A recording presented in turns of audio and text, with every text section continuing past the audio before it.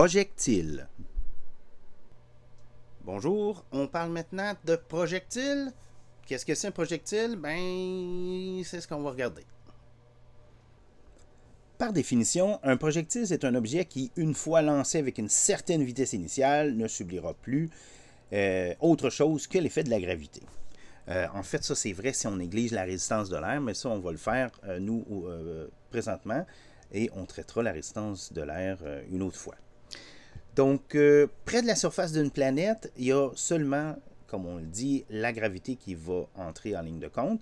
Et on va considérer qu'elle est constante si on est proche, relativement près de la surface.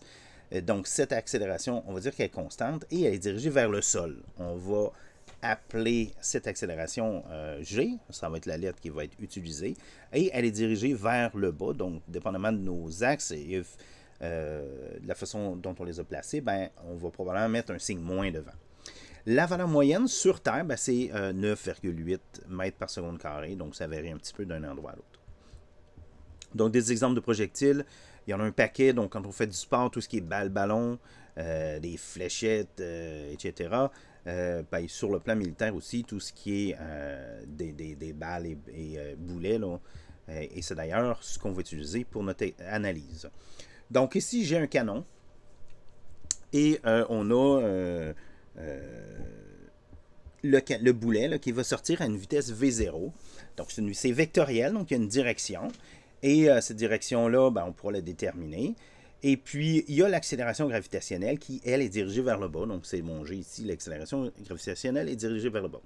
Comment est-ce qu'on analyse ce genre de problème-là? Ben, on va toujours, ou presque toujours, diviser notre problème selon différents axes. Donc là, comme on a l'accélération gravitationnelle selon la verticale, ben, le plus simple, c'est de décomposer selon les axes X et Y. Donc, on se fait un plan cartésien comme ça, X et Y. Et puis, on va analyser notre problème en décomposant selon les deux axes. Donc, au début, il y a une position initiale, donc c'est Y0, X0, comme c'est marqué là. Et la vitesse initiale, ben, on pourra la décomposer selon les axes parce que ben, on a appris qu'on pouvait décomposer un vecteur comme ceci. Donc, j'ai ma composante en X et ma composante en Y comme ça, qui reconstitue mon vecteur vitesse. Donc, et c'est déterminé ici, il y a un angle θ, là, on suppose, nous, qu'on connaît cet angle θ. Donc, comme on l'a dit, l'accélération gravitationnelle va n'affecter uniquement que la direction Y. Donc, quand je suis en X, je n'ai pas à en tenir compte. Donc, l'accélération, elle est 0. Donc, quand l'accélération est 0 et qu'on a une vitesse initiale, ça veut dire qu'on a affaire à un mouvement rectiligne uniforme. Donc, la vitesse, qu'est-ce que c'est? La composante en X, ben, c'est ça ici. Donc, c'est le cosinus. Hein, on voit que c'est un triangle rectangle. Et donc, c'est l'adjacent sur l'hypoténuse qui donne mon cosinus. Donc, la vitesse, c'est V0 cos de θ, où V0, ben, c'est la norme du vecteur vitesse initiale. La position, ben, ce serait simplement x0 plus v0 x de t, hein, donc comme on l'a déjà vu. Et ce v0x, ben, c'est v0 cos θ. Donc en x, pas de problème, c'est facile, mouvement rectiligne uniforme. En y, ben là, on a une accélération. L'accélération, elle est constante. Et je mets un signe moins puisqu'elle est dirigée vers les y négatifs. Donc, c'est moins g. Ça, c'est un mouvement rectiligne uniformément accéléré. Donc, on connaît nos équations pour ce type de mouvement-là. Donc, c'est la vitesse initiale plus l'accélération fois le temps. Mais là, mon accélération, c'est moins g. Donc, ça fait v0 y moins g fois t. Et la composante de la vitesse en y, ben, c'est v0 sin θ, c'est la sinus. Et cette vitesse-là est dirigée vers les y positifs. Donc, j'ai ça comme ça. Si je prends maintenant la position Y, ben c'est encore une fois, là, je prends les équations de notre mouvement. Donc, Y0 plus V0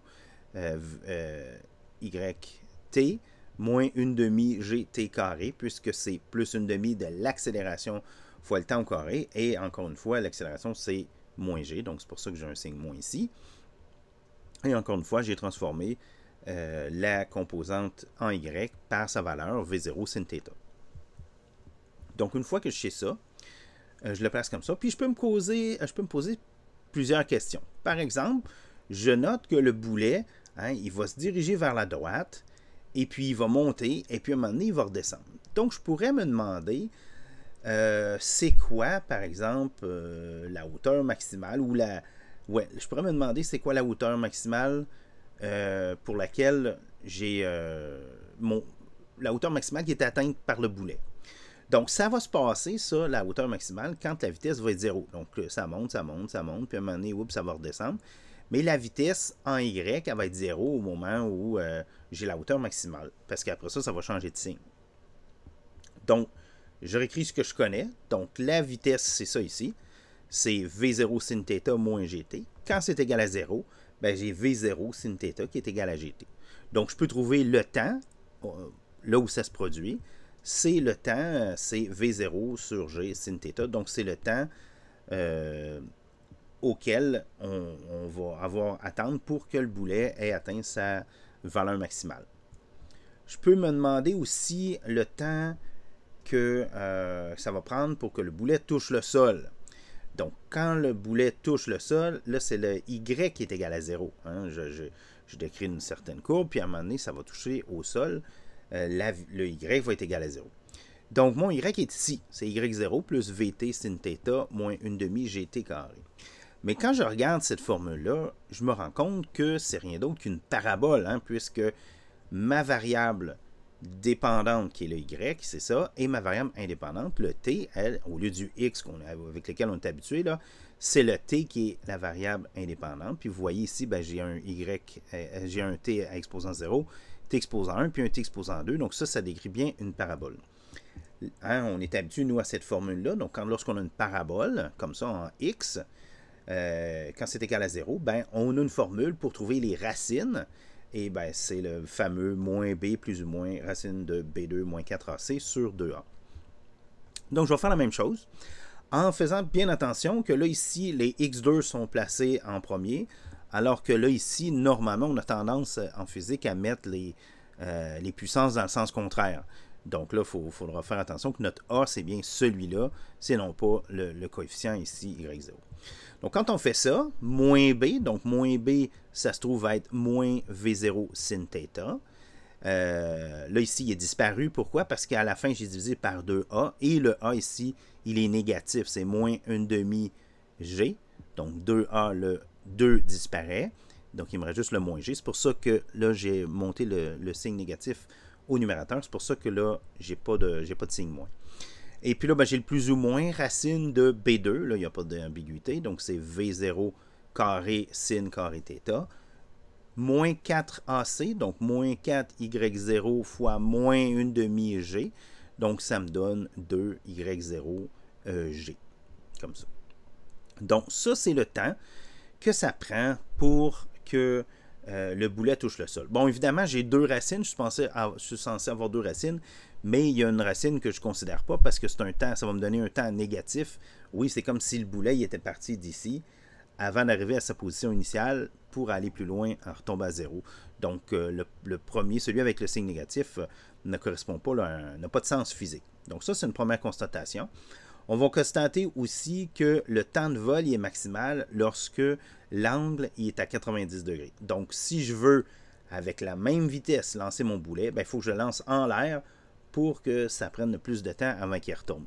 Bon, c'est le fun. C'est pas nécessairement ça qu'on veut lorsqu'on a un boulet de canon, là, que le boulet nous retombe dessus, mais c'est là que ça en prend le plus de temps. Donc, on peut faire d'autres choses aussi. OK, donc je n'ai pas terminé. Et je vais simplifier mon problème ici par la suite. OK, pour la suite, parce que ça peut devenir assez compliqué. Donc là, j'ai supposé que mon boulet partait du sol et bon, il va s'en aller et il va retomber vers le sol plus loin. Donc, en faisant ça, ben là, j'élimine certains termes. Les X0, les Y0 disparaissent. Et notamment, dans le temps que ça prenait pour que ça touche au sol, ben, le Y0 il est disparu. Donc, la formule devient un peu plus simple. Dans le fond, ça me donne 2V0 sin θ sur G. Donc, déjà, c'est plus agréable à regarder.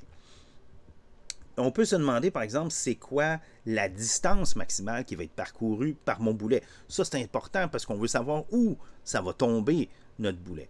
Donc, le X maximal, ça, je regarde les X, c'est mon MRU. Le X maximal est obtenu lorsque je vais remplacer le temps qui est ici, hein, le temps que ça prend pour que ça arrive au sol. Donc, je remplace ici le t par 2v0 sin θ sur g. C'est ce que ça donne ici.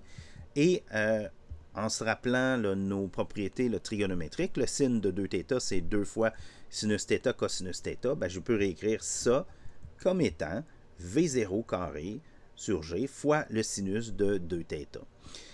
Ça, vous remarquerez que ça va donner un x maximal lorsque le θ va donner 45 degrés. Parce que le sinus de 90 degrés, c'est 1, donc c'est là que c'est le plus grand. Mais là, pour que ça arrive, ben, il faudra que le θ soit égal à 45 degrés. Donc, si vous voulez le lancer le plus loin possible, ben, il faut que la vitesse initiale soit de 45 degrés. C'est ça que ça veut dire.